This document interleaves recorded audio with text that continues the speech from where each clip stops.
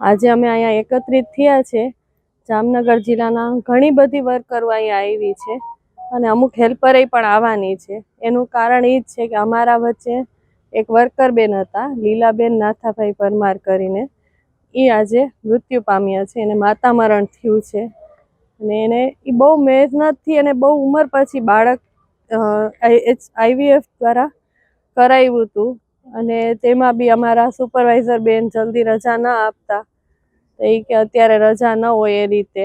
અને માનસિક ત્રાસ, આજે અમે આંગણવાડી વર્કરો છે, અમે આજે બીજી માતાઓનું ધ્યાન રાખીએ છીએ, પણ અમારો જે સ્ટાફ જો અમારું ધ્યાન ન રાખે તો અમે કોને કહીએ. આ બેન નવા છે, અમારા સુપરવાઇઝર બેન ભાનુબેન જીવાભાઈ જાદવ કરીને, અને આ છેલ્લા 1.5-2 મહિનાથી અમારા સેજામાં સુપરવાઇઝર તરીકે આવ્યા છે.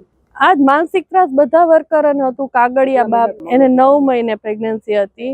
રજા આપવા છતાંય કે મીટિંગ પૂરી થાય પછી હું રજામાં જવા દઈશ એમ. રજા 6 વાગ્યા સુધી તો મીટિંગમાં બેસાડી રાખ્યા હતા એને. પછી બીજા દિવસે એ જે માહિતી અધૂરી હતી તો કે દીધા પછી જ તમારે કે જવાનું થશે. કે એના પહેલા હું દવાખાને નહીં જવા દઉં, એને માહિતીની જરૂર હતી. હાલ અમારે એ જ માંગણી છે કે અમારે આ બેન જામનગર જિલ્લામાં જોતા નથી, કારણ કે આ બધી અમારી જ બેન છે. એટલે અમારે આ બધી બહેનોની તકલીફ પડશે. આજે અમે બીજાનું ધ્યાન રાખીએ છીએ, અમારી બહેનો આ બધી અમારા માટે જ આજે આવી છે, નકર એ લોકોને શું હતું. આજે આવ્યા છે આ બધા અમારા માટે જ આવ્યા છે. અમારે બસ એ જ માંગણી છે કે અમારે આ સુપરવાઇઝર નથી જોતી, અમને બહુ માનસિક ત્રાસ આપે છે આ બેન. અમે આજે અહીંયા CDPO મેડમને, PO મેડમને, અને જો DDO સર હાજર હશે તો DDO સરને બી અમે કહેશું, આવેદન આપશું કે અમારી સાંભળે. અમે મેડમને કીધું હતું, અમારા CDPO મેડમને, કે આ બેન અમને બહુ માનસિક ટોર્ચર કરે છે. કે એ તો તમારો પ્રશ્ન રહેવાનું, કારણ કે આ બેન પેલા ધ્રોલ તાલુકામાં હતા, ત્યાં ધ્રોલ બી એ લોકોએ બહુ હેરાન કર્યા છે બધી વર્કરોને. અમને અમુક અમારા જો ધ્રોલના બી એક બેન આવેલા છે, એવું હોય તો તમે એને બી જાણી શકશો કે એ બેન બહુ હેરાન કરે છે અમને.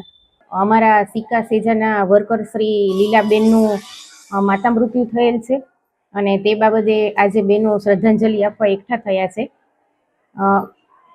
બહેનોની ફરિયાદ છે કે ભાનુબેન જાદવ મુખ્ય સેવિકા દ્વારા અમને માનસિક ત્રાસ આપવામાં આવેલ હતો. તો એ બાબતે મેં શનિવારે તારીખ 6ના રોજ વર્કર બહેનો અને સુપરવાઇઝર બંનેને સાથે રાખી અને તેમના મતભેદો અંગે સમાધાન કરવાનો પ્રયત્ન કરેલ છે.